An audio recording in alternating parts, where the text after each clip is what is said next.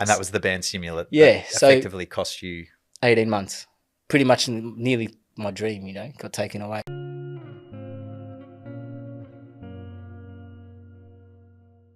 Ahmed Saad, welcome to Shaped. Thank I'm you. really excited about this chat because whilst I've known you a reasonable amount of time, I probably don't know any of your story to great depth. So I'm really looking forward to uncover a bit of that. And then obviously one of your most challenging moments in being banned from the AFL. Was that the first ever Yeah, I think so. player to be banned? Yeah, I think it was. And it was around the time where Essendon had started to get that talk around what's happening with them and stuff. So you it were was a just brunt before of that. Yeah, so it's that like, heat as well. let's get him so we can, you know.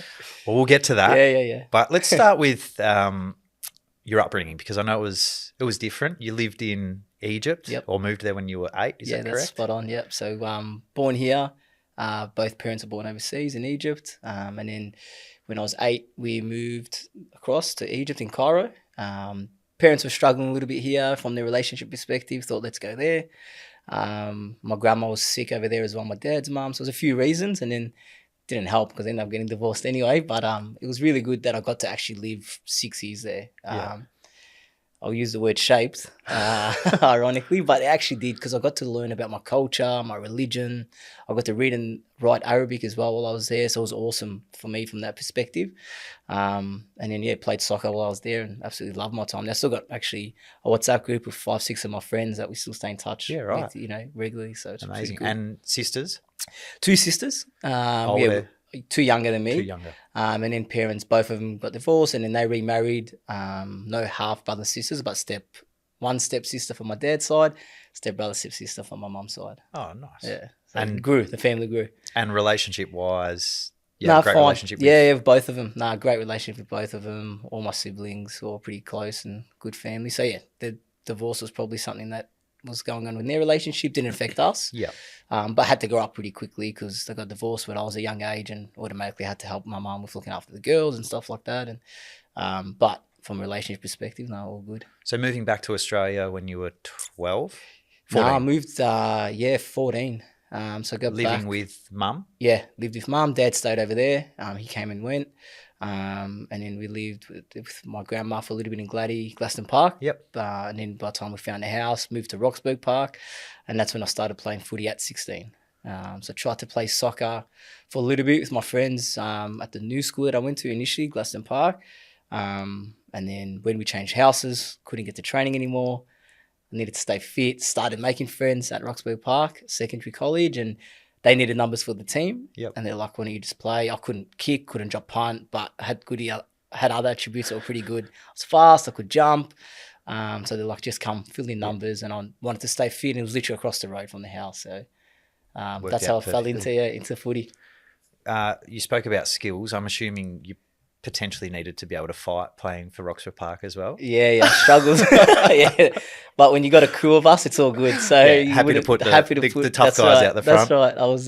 I was pretty small at the time too, so I'd probably start it and then run away. How quick did you realise that, 1, you had a love for the game? I'm assuming that was the case, and 2, that you were pretty handy at it from a skill set point of view. Well, like I said, I started at 16, couldn't drop punt, couldn't kick, but I've always been a perfectionist. I've always tried to be the best I can be at whatever I do, especially when it comes to sport. My dad represented Egypt in volleyball. My uncle represented Egypt in basketball. Yeah, right. So I had a family of pretty solid. Sporting background. So I was like, well, I need to do something here to make a name for myself and his family. So I ended up playing that year. I was pretty average, but everything else was good. Like I was fast. I could take them on. I could jump. I had a really good hop jump mark, and then I just needed to improve my kicking. So that summer, my uncle would take me to play with him and his friends. They used to play a game every fortnight, over the summer. So I played with them. So I automatically started playing with men when I was 16. I started improving. I was like, man, I love the game. I'm enjoying it. And 2, I can see it improving quite rapidly. But definitely had to work really hard to improve that skill set when you're playing people that have started at the age of 8, Auskick, and I had just started. And for me, it was a new sport, really. Do you think playing with men helped you appreciate what was required to be the best that you could possibly be? 100%. And you said you're a perfectionist. We can dig a little bit deeper on that as well. But you obviously progressed to a level where you go down to the Bull Ants. Yep. Yeah, spot on. So I was spent 3 years at Roxburgh Park. I did 16s, finished that year. I did another 3 years of 18s, but in my third year 18s played senior footy for the whole year. Yeah. I was kicking bags of goals, 50, 80, 50, 80. So I was doing really well. And I was like, well, I actually didn't even know the pathway. I didn't know that you needed to get invited to the Calder Cannons, and that's where you get drafted from. I had no idea the pathway. I just wanted to play at a high level. I was like, what's next for me now? I never got an invite from the Cannons and stuff, and people around me were, and I was like, well, I'm pretty sure I'm better than him, and I'm better than him, and I'm better than him. It was just that one game where it all kind of clicked. I got invited to play in the EDFL rep side game, in the under 18s level. I kicked 5, got best on ground, and then that's when the Cannons called me and said, hey, we'd love to invite you to play. But back then there was no top ages, and I think they could only have 2 18-year-olds, and I had just turned 18. I was in my 18th year. So they're like, well, we can't actually take you. I said, well, can I at least come and train just so I can continue improving? They said, no, we can't do that.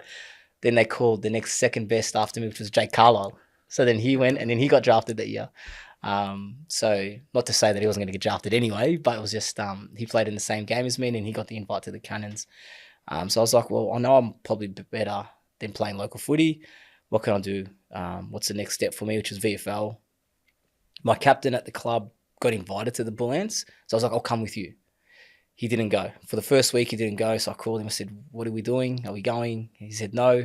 So I said, well, I'm going to go anyway. I didn't get the invite. He did. I found that when they were training, I got to the ground. It was at, back then it was Optus Oval, Icon Park. David Teague was the head coach at the time. Gary O'Sullivan was the footy manager. I just literally walked in with my runners, just shorts and a t-shirt, no boots, no professionalism, just a kid that's just eager to play.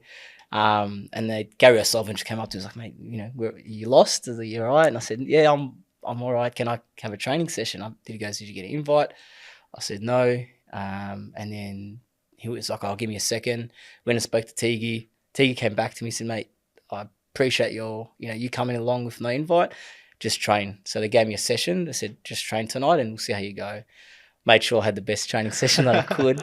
Then they're like, let's change into boots. I was like, I didn't even bring my boots. I'm doing skills with my runners, just typical local footy kid coming across from Roxy. But they loved what they saw, and lucky enough they gave me a pre-season, and that's where kind of started the journey at the Bull Ants. So obviously prove yourself, drafted by the Giants, but then traded to the Saints. Yep, spot on. So the Giants were coming into the system. So they had additional picks. Yeah, they had 10 spots to pre-list either players that were drafted, or players that have nominated for the draft, or mature age players. So I fell under the mature age that's nominated for the draft previously, and it was my third year at the Bull Ants. So first year reserves, did a hammy, missed 8 weeks, and then second year played really well, and clubs were kind of like, let's see if you can do it again. Third year had a really good year, and that's when got picked up that year, and they drafted me and Terry Malera, pre-listed us, and then sent us to the Saints, I think, for 2 picks, and swapped over. In that moment where, it wasn't a childhood dream. Well, a delayed childhood dream. Always a dream to play professional, to be a professional athlete. To get the absolute best out of yourself, obviously following in mum and dad's footsteps. What was it like to actually get the call up? And can you reflect on, the first days at the club, you're going, how am I going to make a name for myself? Because realistically, you had pretty much an instant impact. You played 33 games. You'd kicked 48 goals. Yeah. The debut game was early on in the season, round 6, 2012, against the Hawks at the G. Friday night game, yeah. You're rolling out in front of a big crowd on the MCG where, kids that had gone before you that never had that opportunity. What was it like in those first few days, months, or even the first game? Yeah, so I remember I got the call actually from my manager when I was in Bali. Thailand and Bali. We went on a footy trip with the Bull Ants. Somewhere hot, yep. Somewhere beachy. And then, that just kind of happened really quickly. And I remember I had to go to a lawyer's office when I was there. I had no idea where I was going. And I was with one of my best mates at the time, Tyson Thomas, which was grandson. And we played together at the Bull Ants, ex-St Kilda coach. Yep. And then, so he was with me when I got the call, and I got the message saying, congratulations for me, Baines, you're finally a Saint. So I was pretty pumped with that. I've been obviously to Grant's house. I'd met Nick Revol previously there and stuff like that. And it was a pretty cool moment to share it with him. But then, when I got to the club, it was like, well, for me, it's a whole new world.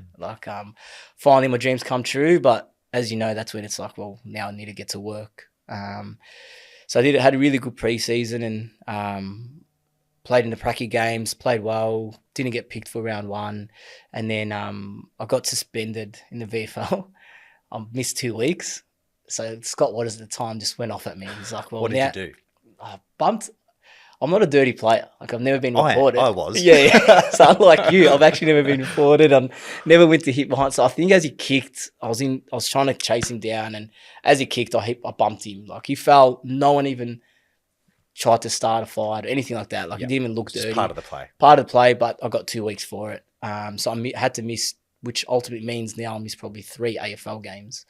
So I believe I could have probably debuted a bit earlier, and that's why Scotty just went nuts at me. He's like, well, that's selfish, mate. You've let us down. You've let, obviously, the whole team down because you probably could have played. So then, anyway, I came back, played one more game, and then I actually didn't find out till after the captain's run. We finished, sat in the room, and my name was just on the bench, and I was like, that's a mistake. Like, I haven't even been told that I'm playing. So I was like, I reckon that's a typo. So I didn't think much of it. And then Scotty mentioned that, yep, Saad, you're playing as well this week, just casually like that. You'll be our sub. All the boys got around me. That's when I remember I was so happy that, hey, I'll get to prove myself now. Come Friday night at the G against Hawthorn, 2 players that I idolised and kind of watched how they played, Rioli and Franklin. So I got to play against them for my first game, which was pretty cool. Second quarter, Sam Fisher does his hammy. Yeah, right. And I'm like, well, I could be on here. I love Fish, but I hope he's not his hammy so I can play. That's why the sub rule is just a crap rule. Yeah, so I'm sitting there waiting, took the crowd in and stuff, which was pretty cool. And then they pretty much said, warm up, Sadie, halftime warm up, because you're most likely coming on. Did a warm up, went inside as we're coming out, like, yep, you're definitely on. So I was like, you'll start on the ground. I was like, perfect. I still had my vest on at the time. I didn't even take it off yet. Just pumped to get out there. I'm in the race, still got the vest on. And I didn't even know. And then one of the boys just ripped it off as I was walking. I literally felt like Superman. I was like, caves off. Here we go. Get out. Start on the ground. We walk across to my position. I had Nick Weaver and Kaczynski next to me. And they're just like, how good's this, Sadi? Take it all in. Can't get better than this. Fight on that footy. Just enjoy yourself. Have fun. And that's something I always remember. Those 2 walking next to me and kind of just helped me in that moment. They said, literally just go. They said, look around. Take it all in. But as soon as that ball bounces, just play. Do your thing. And that's what I did. My first kicked the goal. First handball, goal assist. So not a bad pretty good start. First 2 touches. I kicked a goal with my first kick too. Yeah, so we're part of the same club. Illustrious club. Elite club, that one. It all turns pear-shaped. Yep. On the back of drinking a energy drink. Pre-workout, yep. That has a substance that you weren't aware of that was banned. And my understanding is that it's only banned that year on game day. On game day. Yeah. So you could drink that all week? Breakfast, lunch, dinner, go for your life. Just not on game day. Just not on game day. Only in that year too. So it was my second year. And obviously you had no awareness that that was the case. So I was I've been wouldn't have using that taken for a game while. day. Yeah. So I've been using that for a while. It was my friend's protein company that I was pretty close with at the time. And I was throughout VFL, AFL was something I was using. And I don't drink coffee. So I just needed that caffeine hit. And it was just a pre-workout that I'd used before training. And which is common use for a lot of AFL and professional athletes. That's right. To put it clearly, the caffeine tablets that we're allowed to take pre-game are actually stronger than what I was taking. Yeah. So if you take 2 tablets of caffeine, which most do, halftime sometimes players take it, that is actually stronger than what I was consuming. And for people listening, there is a level that you have to stay under from a caffeine point of view. Definitely. I'm going to try and say the word that was actually in the drink. Methylphenephrine? Methylphenephrine, yeah. Spot on. Close enough. Yeah. And that was the banned stimulant that effectively cost you... 18 months. Pretty much nearly my dream, got taken away. So, second year, we're at Fremantle playing a game. Mind you, it's not like I was dominating, I was actually, my second year was probably not as strong as my first, and started off in the ones and playing senior footy, and then got dropped, had a really good game in the VFL, and that's when I came back up to play in Fremantle and took it with me there. I had it before the game like I have in the past, and then, got tested and, found out pretty quickly from my doc after I wrote it down. I disclosed it once we get tested, we need to disclose what we've taken that day. Panadol, my asthma pump, pre-workout. Even multivitamins. Literally and so forth anything you've taken, you have to put in. So I wasn't hiding it, wrote it down, showed my doc, and he quickly put 2 and 2 together. He goes, Saad, we might be in a bit of trouble here. Funny thing is, I actually went that year. I remember a couple of times. I went once in pre-season because we get obviously educated that we need to go. Anything we put in our body, make sure we check with your doc. So I remember once going with my pre-workout to the doc's office, and then he wasn't there. So I was like, I'll go back again, and just never went back. So I definitely take full responsibility. I don't blame anybody, and I made that very clear at the time that this is my fault. I'll put it in my system, and I'll fully, I'll take the consequences, which I did. So I don't blame anyone. But I felt like it was a bit stiff. I would have loved common sense to prevail a little bit. Yeah. I don't drink. I don't do drugs. I would never try to cheat. I worked so hard to get here. Something that, like you said, wasn't banned in previous years, wasn't banned on any other day of the week besides game day. I would have loved a little bit of common sense to say, well, there is a lot of grey here. Yeah. There's a lot of things that we can probably put past. Question for you. Yeah. And I'm only thinking about this now. And you mentioned, say, Buddy Franklin, one of your favourite players watching. Say it was him that had the same circumstance. Do you think the outcome would have been the same? I'd hope so, but I don't know. I was a second-year player fighting it on my own. I'll put it differently. Essendon, the whole team, for what they did, they get 12 months only. They got to train together. Mm-hmm. From my understanding, still got paid. I didn't get paid. My contract got ripped up, got delisted, couldn't train with the club, couldn't go near anyone. Every training session I did had to be by myself. I got a personal trainer at the time who reached out to me. Was a friend of mine from the Bullants, Adam Yakobuchi, still now one of my close mates. And he looked after me. Too. He does. And Essendon actually, after I came back, they actually have gone to him. They realised that his program works. So, it was whether he would have got the same punishment or not, I don't know. I would like so. I would like to say yes, but if you look at Essendon and what I got, two different, and I know every case is different. Yeah. So we're not the same case at all. But I was one player, second-year player, Yeah. You're a young kid at the time, still trying to make your way, living the dream, but then it gets taken away from you almost instantly. How low of a place did you get to? Yeah, I was devastated. I even remember in the tribunal pleading my case, and I just started bawling my eyes out, like my dreams being taken away. But not just that, like I didn't come from a wealthy family. Footy money as a second-year player or first-year player wasn't a lot. Yeah. But when you play games and you start getting bonuses, it starts helping, and I was able to help my family, and I remember what I was telling him. I remember telling him, like, guys, you're taking away not just my dream, but also help that I get to do with my family. Like my first pay, I bought my mum a dishwasher because ours was broken for 2 years.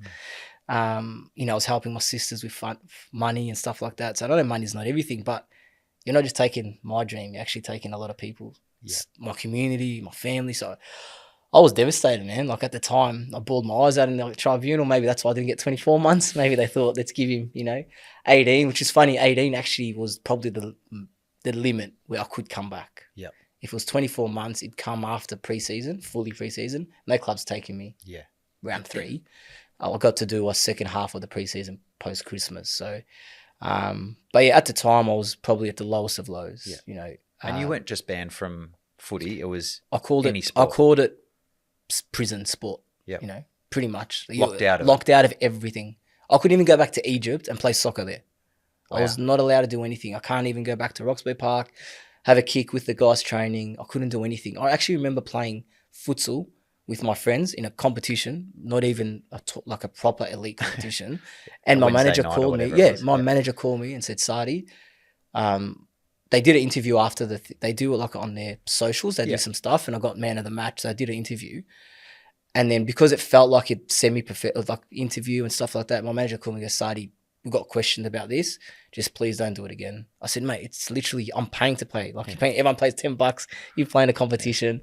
And then he goes, just don't do it. So I actually couldn't even do that. So everything I did after that was on my own with Yaka, all by myself. Yeah. One, because I just didn't want to risk Asada coming back to me and saying, well, hey, this is bad luck. Now you're banned. Yeah. And they actually tried to the killer was when they tried to appeal it. So AFL handed me 18 months after the first tribunal. I think they had a couple of weeks to appeal. We thought we'll pass it. On the last day, I get a call saying they're appealing it. They want you to get the 24 months. So I had to go through the whole thing again. One of the hardest parts was my mum calling me crying on the phone saying, I can't believe I have to go through this again. Yeah. And for me, that was probably the hardest part. When people around me, people? That's right. Not me. I can handle it. I can deal with it. And if it was just no one knew about it, I'm fine. I'll get through it. But when my mum, my wife at the time, my family, and they're all getting affected, my name's getting tarnished in the media, it's not great. So that for me was the hardest part when my loved ones were affected. Yeah. Who did you rely on most during that time? I was pretty lucky. Yeah, I had a really good support network, to be quite honest. Grant Thomas, I lived with him my first year and a bit. He was amazing, a great mentor. Scotty Waters was actually great as well. He actually got sacked in my second year when I was banned. So would train, like I'd go have a kick with him once a week and we'd chat. My uncle Sharif, he's probably someone that I idolized growing up. He's the one who taught me how to kick and we played together, and he was someone that was really good to me as well. My wife, obviously, but they're kind of, plus parents, obviously, no doubt, but they're the main people, I would say, plus Ali Fahua from the AFL as well, who was a good friend of mine at the time. He helped me out a fair bit behind the scenes as well. So, and someone that still supports me to this day and really good friend of mine. So I'd say those guys, were outstanding for me.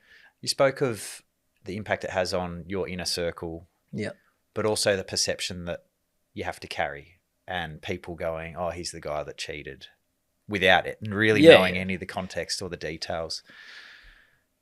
And religion, was that something that really hurt when all this came to life? Yeah, as a Muslim, like I said, I don't drink. Yeah. So for me to put my name next to drugs and Saad takes drugs and my name just getting tarnished in my community. I was the first Egyptian to ever get drafted and play AFL. So then it's the Egyptian community as well, plus the Muslim community. And at the time, it was just me and Bash playing. There were two Muslims in the AFL. So it definitely was hard. But religion at the same time actually saved me through that period. And talk to me about that. Like, you obviously, you lived by great values, whether that be from parents, family, your uncle. You said religion saves you. How does it save you in that time? Is it just that we know prayer more? Yeah, that's spot on. You just turn to our religion. You turn to the things that we know. Pray more, supplicate more, get as close as you can to God to help you through that time. And we know as Muslims, everything happens for a reason. We know that if it's meant to be, and that's what God wants, it's going to happen. So I knew that was just written for me. It was a test from God, and I just had to come through with it. Don't turn to alcohol, don't turn to drugs, don't turn to all that kind of stuff. Come back to my religion, and use that to help me. And that's what it did. And I became I was always a practicing Muslim, but through that tough time, it made me stronger. It made my faith stronger. Yeah. And my relationship with God and my religion was a lot stronger through that time. And I believe that's what actually got me out of it. In particular, the first couple of months, when it was all really going downhill and getting worse and worse and worse, in terms of media, the ban, the appeal, family, and where my head's at and stuff like that. I just used my religion to get me out of it. And thank God that I was born Muslim, because I reckon I wouldn't have got through that period. Yeah. You touched on Bashar Houli, and we've obviously previously had him on the show. Did you have a relationship with him then? I mean, we I'm sure you weren't as close as we are now. Yeah, we weren't as close as we are now, but he definitely reached out to me through that time and reminded me those little reminders. Yeah, in particular my religion, and that's something Bash has always been to me since we've met, and even till now, he's always someone that always reminds me. And as you know, he's probably the best person to represent Islam in Australia, and has made it so much easier for Muslims, for our participants, normal people and community to be Muslims because of what he's done. Yeah. So he was always someone that would always remind me, little reminders, reach out to me during that time, and just pretty much remind me about our little religious things that I need to tick off and do well. And even till now, like when every Ramadan comes, he'll be like, "Hey Saadi, what's your goals this Ramadan? What are we doing to improve your faith?" Yeah, right. So do you have any, there's obviously the religion goals and so Yep. forth. But is there things that you do every single day from a behaviour point of view, whether it's goal setting or Yeah. like I've spoken previously about the daily 80, so having 5 things that I like to tick off in the morning Yeah. and making sure that I do at least 4 of those. Yeah. So I don't write, like for work, I'll have a to-do list and I've got to write things down and I love to tick it off. Nothing better than achieving it's things, a nice feeling, isn't even it? if it's little things. But as a person, I'm quite routine orientated. Start the day in the mosque, and the days that I miss that mosque morning prayer, my day doesn't go as smoothly. Yeah. So that's what I feel, So I feel like if I start at the mosque and then I'll go to the gym, I've got a pretty routine orientated life, and that's how I like to be. So when that happened, I had no routine. Yeah. I had nothing. That's what was really hard as well, to go away from that. Talking about the transition, and I know that we can come back to Basha and the Basha Huli Foundation, but is it true that you went into stockbroking for a period of time as well? Yeah, 6 months. How was that from an experience point of My view? sister-in-law at the time, her husband worked in that firm. Yep. Then he's like, hey, why don't we get you in? Do you want to try something different? Get you out of that bubble. So I said, yeah, no worries. So How did you find it? It was different, man. I couldn't do it. The desk work got me. Numbers, desk work, clients. So they had like a 6-month contract, but I got my license, which was pretty cool. And then, did 6 months, but I was just wanting to train. So at that 6 months was up, I said, I'm done. Thank you. If I don't get drafted, I'll come back. But otherwise, I just need to train. Just need to get to work. And it was 3 months before the draft. And I just lived like an AFL player for 3 months. Stopped working. I'd train in the morning, go to the gym. I'd do my running, eat well. I really use that 3 months to get in the best shape possible. And then Mark 2 of the transition out of the AFL, straight into working at the AFL. As a multicultural ambassador, and doing some programs. Yeah, so at the time while I was playing as a multicultural ambassador, I did stuff with Bash and I had my own little squad. And then when I got delisted from the Saints, Ali was working and he said, why don't you come and do some stuff with us? And that's what I wanted to do anyway. I used to go into AFL House, do a day a week anyway. So that kind of transition was pretty smooth. Did stuff with Bash and his programs for the first year, then took over the multicultural talent programs and managed both of them. And then now, probably from last year or the 2 years ago, just my PD is purely BHF. We've grown so much over the last, 5 years in particular. Now I just look. That's the Basha Huli Foundation, and that has the academy, the Elite Performance Academy, schools. Yeah, spot on. So we reach 7,000 participants a year, whether it's through school cups, whether it's talent academies, employment programs, or community engagement.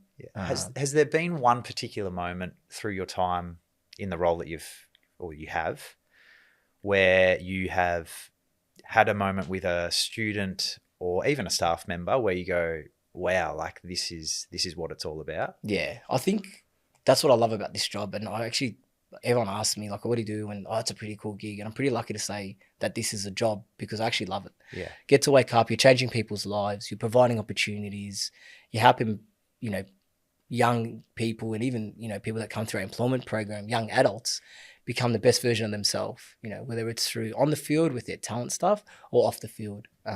We're creating good leaders, we're creating good role models, and to be able to do that and shape some of their lives is so cool. And again, shape, and that wasn't on purpose, but you're welcome. Name. You're welcome. It's quite rewarding to be able to do that. So I'm very lucky to be in the position I'm in, and it's also to help. If we do get a player drafted or if we get someone in a role at some sporting body, it's how can we make their life easier and how can we help them and prepare them so that they don't make a mistake like I did, and last for 10 years in the system, not 2.5, 3 years. Is there one particular story where you go, this kind of encapsulates what makes me so proud about what I do? I've put you on the spot, I know. Yeah, it's a tough one because there's so many cool stories that we have, whether it's, we had a person who had to change their name on a resume. Yep. Because as a Muslim and their name, they weren't getting interviews or jobs. So we were able to help that person through our employment program. And that's why we created it. That's how it came about. We were able to provide 10 young people jobs in the sporting industry that have from a Muslim background because they couldn't find it. Yeah. Muslims at the time, even till now, probably double the national average, the rate. So there's a lot of unemployed Muslims, and they had to change their name. So that was pretty sad. Yeah. So we're able to give them a job and see how that empowered them. Yeah. Or is it someone like Saad who just gets drafted, from and being part of our program since he was 15, 16, helping him develop, helping him through his VFL pathway, giving him opportunities. Obviously, it's a credit to him that he's made it. But to have one of our boys make it, it's outstanding. It's showing that our work is working. So yeah, there's not one story, there's multiple. Yeah. And like I said, because you get to see how our programs are helping them become better people. Yeah. And when you get feedback from parents or teachers saying that after the academy or after they've been through our program, they've come back a different person. Yeah. So be able to do that, it's long lasting. AFL will last 10 years. Yeah. If you're lucky, this stuff will hopefully last them for a lifetime. Forever. You spoke about being a perfectionist. Have you ever tried to unpack that, or has it impacted you to a point where it's actually unhealthy? Yeah, it's tough. My OCD, my wife hates it. Always cleaning around the house. Things have to be in a certain spot. My clothes, how they set up, color-wise. I'm sure she appreciates it. She loves how neat I am, definitely. But yeah, I think it does become second nature, yes, but obsessive in another way where if I don't do this, this might happen. Or if I don't do this, I just always wanted to make sure I'm pretty routine orientated. I was perfectionist in everything I do. I want to be the best at everything I do. Super competitive. And you can ask Bash this. Bash knows how competitive I am. And it's almost like sometimes I wouldn't play FIFA with my mates because I don't want to get in that zone. I can't just play for fun. I'll just watch. Yeah. You guys, I'm enjoying myself. I don't want to play tonight. I just want to enjoy myself because I don't want to get in that competitive mode. You touched on your wife. How long have you been married now? 11 years. 11 years? Yep. 2 kids, 2 boys? 2 boys, yep. One at school, one preschool? Yep, kinder. 7 and 4? Yep. How has becoming a husband, first and foremost, but then also a dad, changed your life? Best thing ever. I've always wanted kids. I've always loved kids. Ideally I would have loved to have them a little bit earlier in our marriage. But, how old were you when you had your first? I'm 35 now, so 27, 28 yep. I was with Noah. I would have loved to have a bit earlier, but I think with the ban, coming back from footy, uncertainty, I just felt like my life at the time, I wasn't ready for, which I always wanted to have a baby or a kid at the time, but just felt like it was just my life was all over the shop. I needed to get myself sorted before I bring someone into this world. So once I knew we were having a baby, boy or girl, I didn't care. Obviously, loved that it was a boy first, naturally, to be an older brother because I'm an older brother. So even if I would have loved, ideally to have an older brother for my kids. And then Noah and Idris came along. But the best thing ever has been a dad. And I always tell people, and especially new parents to be, I'll always explain it in a way where that is what true love is. So you feel like you know what love is. If you love your parents, you love the sport, you love your brother, your sister, wait until you get to hold your kid in your hand. And that is what true love is. Like now I know what love means after holding, yes, I love my wife, but after having my 2 boys. Do you think knowing what true love is because of that experience has helped you understand your love with your wife? Yeah, definitely. I appreciate it a lot more after I've always appreciated it. No. But after going through the birthing experience and all that, we are phenomenal. Nothing. We are nothing compared to them. So it's quite amazing to see what they go through and how they go through it. And the love grows because then ultimately now you share something together. Noah and Idris, that's half of me, half of her. So it's pretty special. What do you think is your greatest strength as a dad? That I'm present. I'm super present. I'm always around. I always try to do things with them. I'm hands-on. Yeah. Do you have to be conscious of, a mobile phone or work? Taking home work. I'm sure that a lot of people that are listening go, I want to be present. Yeah, but it's hard. But I just don't know. Yeah, it's the balance. Or I get caught up. Yeah. And I'm not perfect at it. Yeah. Definitely. And my phone will be next to me and I'll pick it up if it's work, but I do my best to make sure that I don't. Because they realize it, and so nothing hurts. Yeah, nothing hurts when, like, oh, Bob, I'll put your phone down, like, Dad, put your phone down. And that's when it kills me. It's like, yeah, you're right, sorry. Because I pride myself on that. And I want my kids to, always know that I was around and that I support them.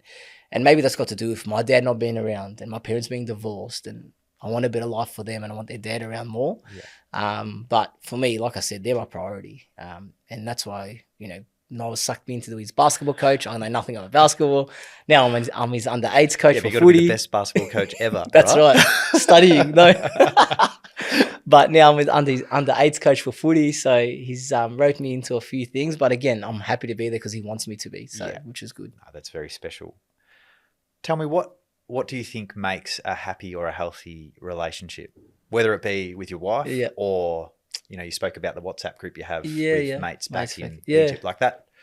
I don't think there'd be too many people that have been on that journey that's still... For so long. I've always valued like honesty, communication and trust in all my relationships. Yep. And that's what I like to pride myself on. Honesty, whether it's good or bad. Trust, again, you always got to be trustworthy.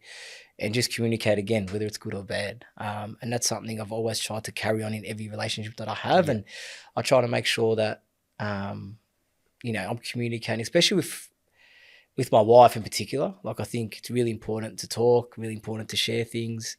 Even if it's that after the chaos of 3 hours before bedtime with the kids running around and you just want a moment to yourself, I think that time's a pretty cool reflection time. Yeah. Just to go through each other's day and give each other that hour or half an hour together. I've always tried to be someone that people can rely on as well. Yeah. And that's probably why my friends in Egypt still care about me and still like me or still want to be around me, because I've always genuinely cared and always make an effort. My best mate, my best mates from Egypt, his dad passed away. I probably called him and spoke to him more than anyone over there did. Yeah. Because I care. And I want to be genuine. I want to be someone that people can rely on, like I said. Yeah. That's very sound advice. Tell me, transitioning from football or professional athlete to then the work that you do now and being a dad and a husband and so forth, how do you define success? Or how would you define success?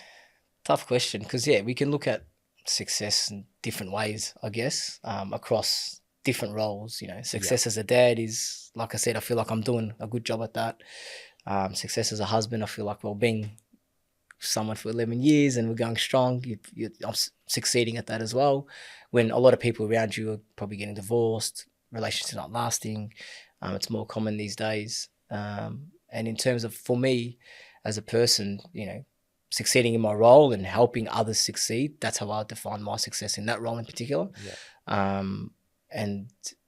Using their stories help me succeed. So if they're succeeding and people around me are succeeding, and that I know I'm doing my role well, if my kids are thriving and doing well across everything, school, sport, and being a good kid, I'm succeeding as a dad. Same with my wife. I'm succeeding as a husband. If our relationship's going strong, we're honest, we're open, good and bad. So I feel like, I've got a lot of things I'm pretty happy for. Did I succeed, as an athlete? I would say yes, because I got to play at the highest level.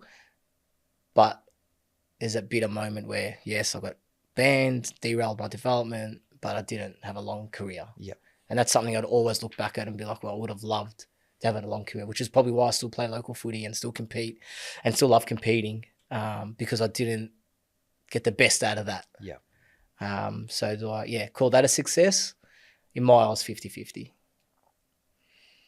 Before we get to our last question, which I'm not sure whether you know what that last question is, I just wanted to recap some of the things that I've really loved coming out of your story. But for me, what I've realised with the way that you live your life is, whether it be family, work, religion, it very much is all encapsulated by being reliable and authentic. Yeah. But also I love the honesty, communication and the trust. Because for me, whether it be your life or in business, I always went with the T theory. So trust, empowerment, alignment, which kind of aligns with your honesty and your communication and trust. And then the one with present, I think there's so many people out there struggling to be present, but almost allowing yourself to know that you're not going to be perfect, which you touched on, but having the awareness, whether it's the kids that pick you up on it or whether it's yourself going, okay, I have promised myself that I'm going to be more present and this is a moment where I need to put my phone away. I love that you have this attitude of things happen for a reason and they are there to test you, and obviously the lessons that come with that kind of attitude, it's kind of out of acceptance, has empowered you to go on and do, I mean, no doubt if you weren't banned, you would have had a really successful AFL career, but I feel as though in time, what you're doing now is going to be far more fulfilling than your footy career would have ever been. So I have appreciation for that. And the one that we do love to finish on is, if you could go back to your 16-year-old self, so you've moved back to Roxburgh Park. Yep. What is one piece of advice you would give yourself to help you on the journey ahead? 16. That's when I just started playing footy as well. Probably not take that pre-workout. That's a pretty good piece of advice. That's probably it. But I think, yeah, that's a good question. It's got me on the spot, that one. All right, I'll place it in a different. Yeah. Give me a hand. You're in the classroom with a group of your academy boys. Yeah. And I'm sure that this has happened previously. But what is one thing you would tell them that would have helped you on your journey at that age? I'll tell them to. It's almost like I know a lot now. I've learned a lot through my story, through my experiences. If I knew that back then, would that have helped me change? Would I be the same person as I am today? But I reckon I'd just, it's got me, that one. Sharon, you got me a good one. Honestly, what would I do differently? I wouldn't. I'd probably, like I said, I think everything that's happened to my life has made me who I am today. Yeah. If I didn't get banned, would I have been a better Muslim? Would that have made me get closer to my religion? Would that have made me, become the person I am, got to do with my religion? If I didn't get banned, would I be in the role that I am now because my career didn't last long? Would I be where I am now, which is so rewarding, so fulfilling, and I'm super grateful for it. And even, it's funny what you said before, how my mum actually says to me, I'm actually more proud of the work that you do now than when you were as a AFL player. So I think my experiences, I wouldn't change it because I think it's shaped me to who I am today. So yeah, I wouldn't probably change anything. Love that. So it's more around that acceptance of things happen for a reason, and and just be who you are. Make the decisions based on that. Yeah, it's not the conditions. Love it. Well, Saadi, thank you so much for joining us on Shaped. Pleasure. Thanks for having me. And the plugs along the way. That's very, very kind of you. But I look forward to seeing you continue on the journey that you're on, because I know firsthand the impact that you're having on many boys and girls out there in the community. And I love watching you succeed in life after footy. Thanks, Bar. Pleasure. Thank you very much. Thank you.